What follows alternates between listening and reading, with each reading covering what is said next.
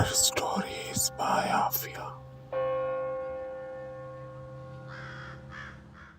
Assalamualaikum दोस्तों, welcome to my channel horror stories bye Aafia. Horror stories bye Aafia में एक नई हॉरर स्टोरी के साथ मैं हाजिर हूँ। उम्मीद करती हूँ आप लोग जहाँ कहीं होंगे खैर खैरियत से और ढेरों खुशियों के साथ होंगे। मेरी बस यही दुआ है कि आपके नज़दीक कभी कोई गम ना आए और आप लोग जहाँ कहीं रहें खुशियों के साथ रहें और अल्लाह पाक की ज़ात आपको किसी का मोहताज ना करे। दोस्तों, ये वाक़या आज हमारे साथ किसी ने शेयर किया है और आज का ये वाक़या अपने अंदर एक हकीकी पुरअसरारियत लिए हुए है।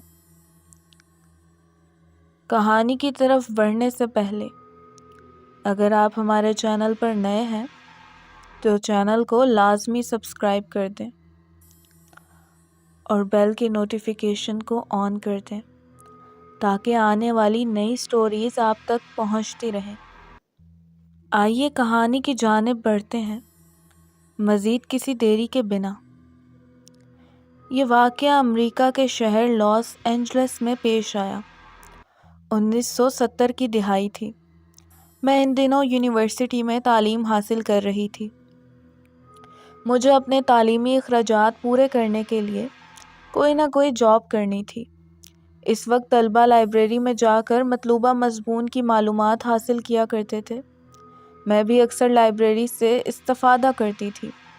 इस लाइब्रेरी की इंतज़ामिया मुझसे वाकिफ़ थी।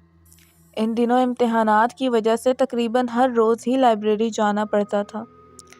एक रोज़ जब मैं एक किताब इशू करवाने काउंटर पर आई तो वहाँ लाइब्रेरियन के साथ एक और शख्स भी था।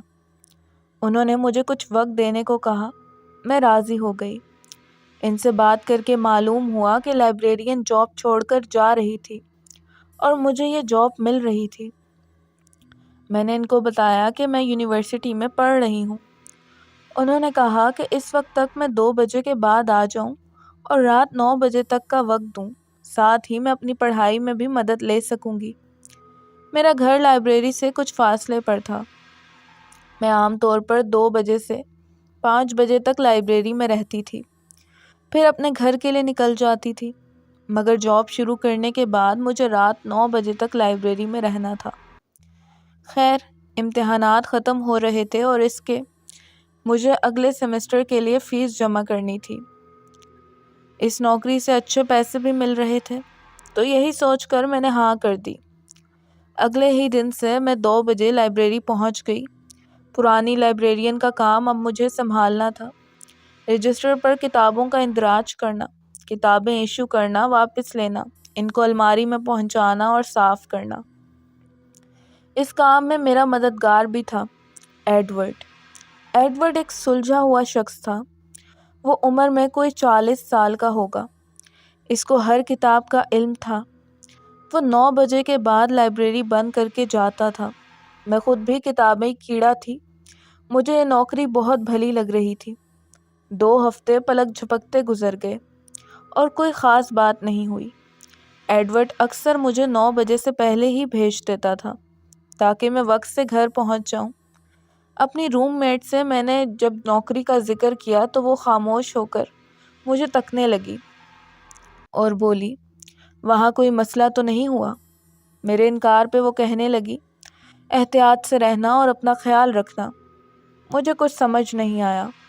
फिर भी मैंने सोचा शायद मेरे देर से आने को लेकर परेशान है, लेकिन मैं नहीं जानती थी वहाँ मेरे साथ क्या होने वाला है। इस रोज़ हफ्ते का दिन था। शाम के 5 बजे थे। लाइब्रेरी निस्बतन खाली थी, वरना रोज़ ही बहुत से लोग रात 9 बजे तक होते थे। मैं काउंटर के पीछे कुर्सी पर बैठी थी, एक किताब पढ़ने में मुनहमक थी। अचानक मेरे काउंटर पर किसी ने खटखटाया। मैंने नज़र उठाई तो एक नौजवान लड़की खड़ी थी। इसका रंग सफ़ेद और बाल ब्राउन थे। मुझे मैरी कहते हैं, इसने कहा। जी, मैं आपके लिए क्या कर सकती हूँ? मैंने मुस्कुराहट चेहरे पर लाते हुए इससे पूछा। मुझे कुछ किताबें नहीं मिल रही, क्या आप मेरी मदद करेंगी? वो मुझे गौर से देखते हुए बोली। ایڈورڈ، میں نے ایڈورڈ کو ڈھونڈتے ہوئے آواز دی۔ وہ نظر نہیں آ رہا تھا۔ اس کو لائبریری کے بارے میں سب معلوم تھا۔ مجھے ہی جانا ہوگا۔ میں نے ایڈورڈ کو نہ پا کر سوچا۔ کون سی کتابیں چاہیے آپ کو؟ میں نے پوچھا۔ شیطان سے متعلق، وہ اسی نارمل انداز میں بولی۔ میں نے چونک کر اس کی طرف دیکھا۔ ایسی کتابیں یہاں نہیں ہیں، میں نے حتمی طور پر کہا اور واپس کاؤنٹر کی طرف مڑی۔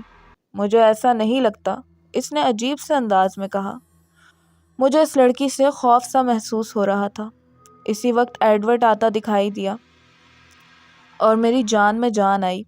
لڑکی کا مدعا سن کر ایڈورڈ نے بھی وہی جواب دیا جو میں نے دیا تھا۔ وہ لڑکی مسکرائی اور بولی، ثابت ہو جائے گا۔ اس کے بعد وہ تیز قدموں سے باہر نکل گئی۔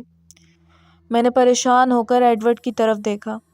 انہوں نے مجھے تسلی دی اور کہا، آج کل کی نسل کچھ بھی تجربات کرنا چاہتی ہے، مگر تم پریشان نہ ہو۔ میں بھی مطمئن ہو گئی۔ وقت گزرتا گیا اور 8 بج گئے۔ میں اس بات کو بھول گئی۔ لائبریری میں اکا دکا لوگ باقی تھے۔ ایڈورڈ میرے پاس آ کر بولا، تم پورے 9 بجے لائبریری بند کر دینا، 1-2 افراد ہی باقی ہیں۔ میں پوری لائبریری چیک کر کے آیا ہوں، کوئی بھی نہیں ہے، مجھے ایک کام سے جانا ہے۔ اچھا ٹھیک ہے، میں نے سر ہلایا۔ ایڈورڈ کے جانے کے آدھے گھنٹے بعد وہ 1-2 افراد بھی چلے گئے۔ میں نے بھی جانے کا سوچا، ایک بار تسلی کر کے بند کرنا چاہیے۔ یہ سوچ کر میں جائزہ لینے کے لیے لائبریری میں گئی۔ اس وقت اکیلی میں ہی وہاں تھی۔ ایک عجیب سا خوف محسوس ہو رہا تھا۔ کوئی ہے ابھی؟ میں نے آواز دی۔ جواب میں کوئی نہ بولا۔ میں واپس کاؤنٹر پر آ گئی اور تمام لائٹس بند کرنے لگی۔ جیسے ہی میں مین دروازے کی طرف بڑھی، مجھے کتابوں کے گرنے کی آواز سنائی دی۔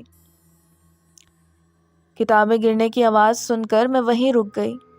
پہلا خیال جو میرے ذہن میں آیا وہ یہی تھا کہ شاید کسی پڑھنے والے نے کتابیں صحیح طور پر نہیں رکھی۔ کیونکہ آج لائبریری بند کرنا میری ذمہ داری تھی، تو یہ بات ضروری تھی کہ کوئی کتاب گر کر خراب نہ ہو۔ چنانچہ میں واپس کاؤنٹر کی طرف مڑی اور کچھ لائٹس جلانے کے بعد میں لائبریری کا جائزہ لینے کے لیے آہستہ قدموں سے چلنے لگی۔ کوریڈور کے ایک جانب الماریاں تھیں۔ میں ایک رو دیکھ رہی تھی، مگر زمین پہ کوئی کتاب نہ تھی۔ میں جب آخری الماری کی رو میں پہنچی تو حیرت کا جھٹکا لگا۔ اس الماری کے سامنے زمین پہ کوئی 10 کتابیں ایک دوسرے کے اوپر رکھی تھیں، جیسے ایک ستون سا بنا رہی تھیں۔ مجھے لگا ابھی لائبریری میں کوئی ہے جو مجھ سے مذاق کر رہا ہے۔ میں نے کتابیں واپس الماری میں رکھ دیں اور جلدی سے مین دروازے کی طرف گئی، مگر اس کے ہینڈل پر ہاتھ رکھتے ہی مجھے دوبارہ کتابوں کے گرنے کی آواز سنائی دی۔ مجھے سخت غصہ آیا۔ کون تھا جو مذاق کر رہا تھا؟ میں بھاگتی ہوئی تیزی سے آخری الماری کی طرف گئی تو وہی منظر میرا منہ چڑھا رہا تھا۔ کتابیں 10 ہی تھیں اور سب کی سب فرش پر ایک ستون کی طرح رکھی تھیں۔ میں نے چیخ کر کہا، کون ہے؟ کون ہے یہاں؟ مگر کوئی آواز نہ آئی۔ میں نے کتابیں واپس رکھی۔ کتابیں رکھتے ہوئے جب آخری کتاب رکھنے کے لیے اٹھائی تو حیرت اور تعجب سے میرا منہ کھلا کا کھلا رہ گیا۔ کتاب کا نام تھا دی ڈیول۔ اس پہ ایک ستارہ نما علامت بھی بنی تھی۔ مجھے اچانک اس جگہ سے خوف آنے لگا۔ یہ کتاب پہلے تو یہاں نہیں تھی۔ میں ایک عرصے سے یہاں آتی رہی تھی، کبھی میں نے اسے نہیں دیکھا تھا۔ کتاب کی جلد سیاہ تھی اور کافی پرانی لگ رہی تھی۔ میں تجسس کے ہاتھوں اسے کاؤنٹر پر لے آئی۔ کاؤنٹر کے پاس ہی کرسی بچھی تھی۔ میں کتاب لے کر وہاں بیٹھ گئی اور اس کو کھول کر دیکھنے لگی۔ کتاب کسی ناقابل فہم زبان میں تھی جس کا مجھے کوئی علم نہ تھا۔ تحریر کے علاوہ اس میں کچھ تصاویر بھی تھیں جو کہ بے حد خوفناک تھیں۔ میرا دم سا گھٹنے لگا۔ اسی وقت بند لائبریری میں تیز ٹھنڈی ہوا کا جھونکا آیا اور ساتھ ہی میرے کان کے پاس کسی نے سرگوشی میں میرا نام لیا، اینا۔ میں خوف کے مارے اٹھ کر کھڑی ہو گئی۔ کتاب میرے ہاتھ سے چھوٹ کر فرش پر جا گری۔ میرا جسم کانپ رہا تھا۔ حلق میں کانٹے سے پڑ گئے تھے۔ دل میرے کانوں میں دھڑکنے لگا تھا۔ میں آنکھیں پھاڑ پھاڑ کر لائبریری کے کوریڈور کی طرف دیکھ رہی تھی۔ وہاں کوئی نہ تھا۔ معلوم نہیں کب تک کھڑی رہی۔ پھر اچانک ہی مجھے جیسے ہوش آ گیا۔ میں نے جگ سے پانی گلاس میں ڈال کر پیا۔ کچھ ڈھارس بندھی تو میں نے ایک بار پھر ہمت کی اور پوچھا، کون؟ خاموشی بہت بڑھ گئی تھی۔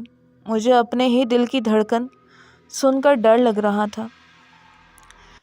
میں کوئی ڈرنے والی بچی نہ تھی۔ مجھے اکیلے رہتے 7 سال ہو گئے تھے۔ اچانک مجھے لائبریری کے آخری حصے سے قدموں کی آہٹ سنائی دی۔ میں ہمت جمع کر کے کوریڈور کی طرف گئی، لیکن وہاں کوئی نہ تھا۔ میں نے 1 منٹ تک انتظار کیا، پھر وہ کتاب اٹھانے کے لیے مڑی تو دماغ گھوم گیا۔ کتاب فرش پر تھی ہی نہیں، بلکہ وہ کہیں بھی نہیں تھی، نہ میز پہ، نہ کاؤنٹر پر، اور نہ ہی کسی پاس کی کرسی پہ۔ کتاب کہاں چلی گئی؟ میرا دماغ یہ سب ماننے سے انکار کر رہا تھا۔ میں نے سوچا جتنا جلد ہو مجھے یہاں سے چلے جانا چاہیے۔ یہ سوچتے ہوئے میں جلدی سے مین دروازے کے پاس گئی اور اسے کھولنے کی کوشش کی، مگر وہ نہ کھلا۔ اس کا تالا بند تھا۔ مجھے اچھی طرح یاد تھا کہ میں نے اس کو لاک نہیں کیا تھا۔ یہ سب کیا ہے؟ میں ہینڈل کو زور زور سے گھمانے لگی، مگر وہ کسی طور پر نہ کھلا۔ پھر مجھے چابی کا خیال آیا۔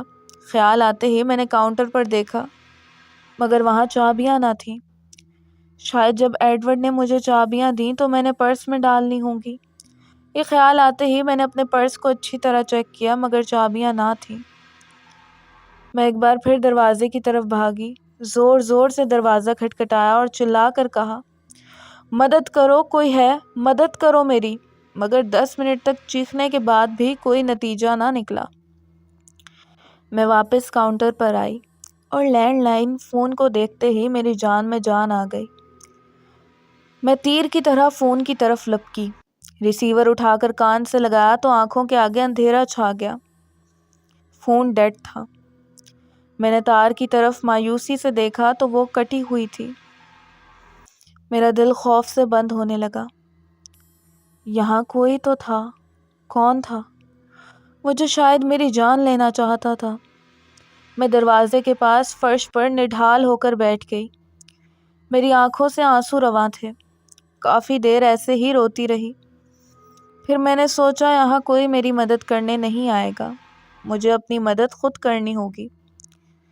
یہ خیال آتے ہی مجھے ہمت محسوس ہوئی اور میں اٹھ کھڑی ہوئی۔ پہلے میں نے کاؤنٹر کے پیچھے آگے فرش پر چابیاں تلاش کی، مگر نہ ملی۔ پھر میں نے لائبریری کی تمام روشنیاں جلا دیں تاکہ کوئی اسے کھلا دیکھ کر اس طرف آ جائے۔ اس کے بعد میں نے دروازہ کھولنے کی آخری کوشش کی۔ ابھی میں دروازہ کھولنے کی کوشش کر ہی رہی تھی کہ اچانک لائبریری کے پچھلے حصے سے تیز دستک کی آواز سنائی دی۔ ایک دم میرا دل اچھل کر حلق میں آ گیا۔ دستک لائبریری کی پچھلی طرف سے سنائی دے رہی تھی۔ میری ہینڈل پر سے گرفت چھوٹ گئی۔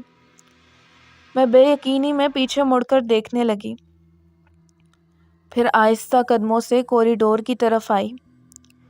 پوری لائبریری روشن تھی، وہاں کوئی نہیں تھا۔ میں وہیں کھڑی سوچ رہی تھی کہ شاید لائبریری کا کوئی پچھلا دروازہ بھی ہوگا جس کا مجھے علم نہیں تھا، اور وہاں سے کوئی لائبریری روشن دیکھ کر چلا آیا تھا۔ اس خیال نے مجھے حوصلہ بخشا اور میں لائبریری کے پچھلے حصے کی طرف چل پڑی۔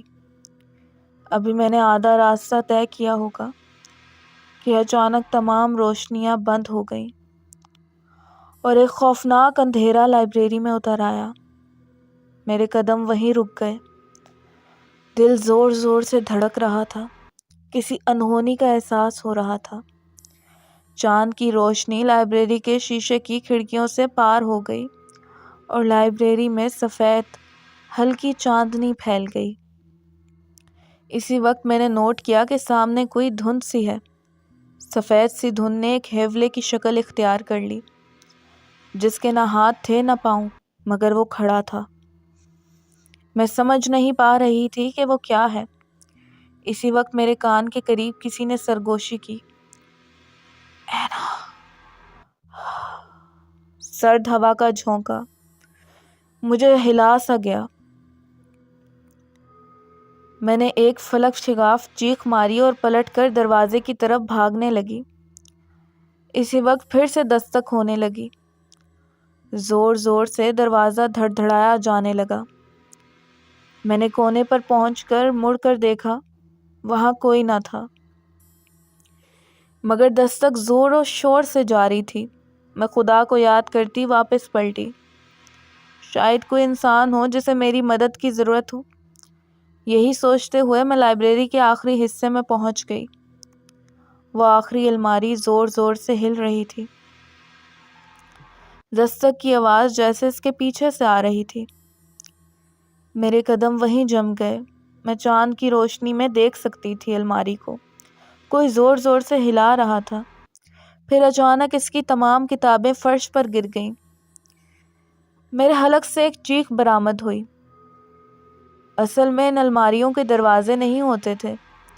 अगर अलमारी को इस तरह हिलाया जाता तो किताबों का गिर जाना नॉर्मल बात थी, मगर इस वक्त जवाब तलब बात यह थी कि अलमारी इस तरह कौन हिला रहा था।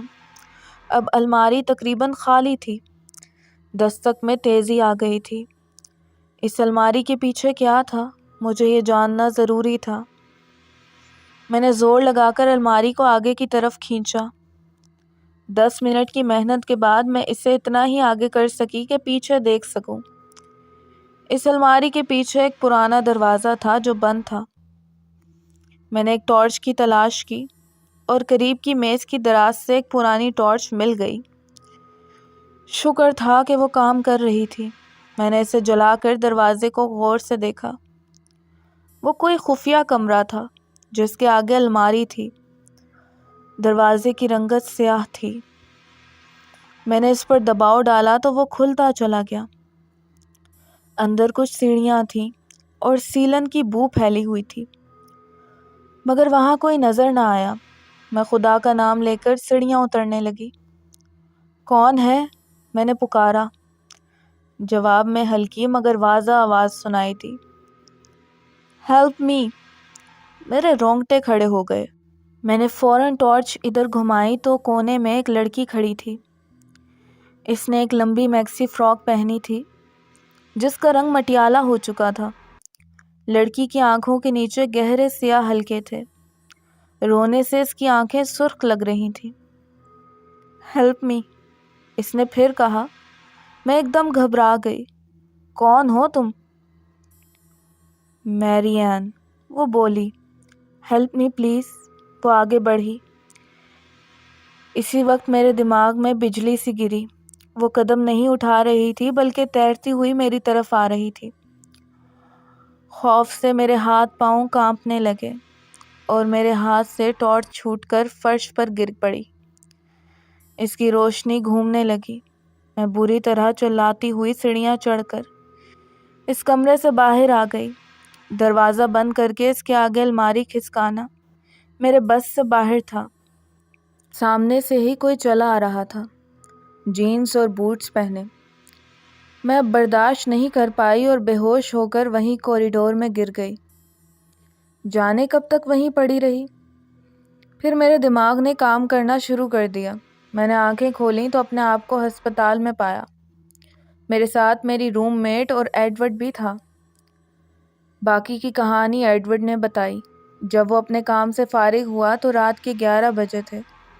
वो अपने फ्लैट पे पहुंचा तो इसको याद आया कि वो चाबियां देना भूल गया था, तो इसका मतलब था कि लाइब्रेरी अब तक खुली थी। ये ख्याल आते ही वो लाइब्रेरी वापस पहुंचा तो तमाम लाइब्रेरी की रोशनियां बार बार बंद होकर खुल रही थीं। वो भागकर दरवाजे पर पहुंचा। दरवाज़ा खुला था। इसी वक्त मेरी रूममेट भी परेशान होकर मुझे देखने वहां पहुंची थी। दोनों ने मुझे वहां बेहोश पाया और यूं मैं अस्पताल पहुंच गई। वहाँ जो कुछ मेरे साथ हुआ मैंने इनको बताया, मगर एडवर्ड को मेरी बात पे ज़्यादा यकीन नहीं था। अगले दिन जब मैं डिस्चार्ज होकर घर वापस आई तो मेरी रूममेट ने बताया कि इस लाइब्रेरी में असरात है। ये बात वो पहले से जानती थी, इसीलिए इसने मुझे मोहतात रहने का कहा था। वो लड़की मैरी एन کئی سال پہلے اس لائبریری کی لائبریرین تھی جس کی موت اس خفیہ کمرے میں دم گھٹنے سے ہو گئی تھی۔ اس لڑکی کا بھوت آج بھی وہاں موجود تھا۔ میں نے وہ نوکری اسی دن چھوڑ دی۔ وہاں اور بھی بہت کچھ تھا جس کا کسی کے پاس جواب نہ تھا۔ ایڈورڈ کو لائبریری کی الماریاں اور کتابیں اپنی جگہ پر ہی ملی تھیں، اسی لیے اس نے اس واقعے کو زیادہ اہمیت نہیں دی۔ آج بھی وہاں ایسے واقعات رونما ہوتے ہیں جن کی کوئی توجہ نہیں ہے۔ مجھے 1 ماہ تک ماہر نفسیات کے پاس جانا پڑا اپنی دماغی حالت کو بہتر کرنے کے لیے۔ آج بھی جب میں یہ سوچتی ہوں تو میرے رونگٹے کھڑے ہو جاتے ہیں کہ اگر خدا کی مدد نہ ہوتی اور میں اس کمرے سے باہر نہ نکل سکتی تو کیا ہوتا؟ شاید میں بھی وہیں دم گھٹنے سے مر گئی ہوتی۔ دوستوں، آپ کو کہانی کیسی لگی؟ کمنٹس میں اپنی رائے کا اظہار ضرور کیجیے گا۔ کہانی کا اختتام اس دعا کے ساتھ کہ اللہ پاک ہم سب کو اپنی حفظ و امان میں رکھیں اور ہر طرح کی بلایات سے محفوظ فرمائیں۔ دوبارہ ملتے ہیں ایک نئی کہانی کے ساتھ۔ اپنا ڈھیر سارا خیال کیجیے گا۔ اس ناچیز کو دعاؤں میں یاد رکھیے گا۔ فی امان اللہ۔